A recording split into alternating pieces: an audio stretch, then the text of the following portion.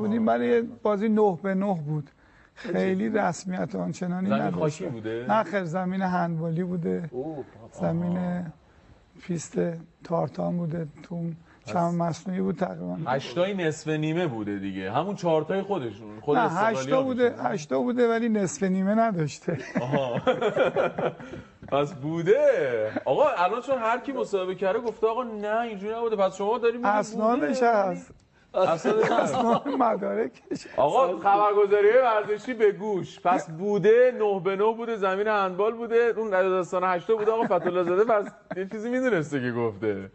شما میگم اولین نفری هستی که فرق می‌کرده با اون چیزی که مد نظر دوستان هست. اینا ساخته‌های آقای فتح‌الله زاده بود شوالیه‌اند دیگه که 8 تا زدن. اصلا اتفاقی همچین اتفاقی تو تاریخ فوتبال پرسپولیس استقلال نیفتاد. پس شما میگیم بوده، پس بوده یا نبوده؟ آره درخشان اصلا این 6 و 8 و 2 و 4 و اینا تو موسیقی همون 6 و 8 6 که مورز اصلا شک نکنید. این 8 تاش هم قبول ندارم. آقا شما نبودید. اصلا به دنیا نیومده بودید. خرافاته. نه من اینا رو گفتم که اونها خود دلشون خوش شیشته ما خراب کنن.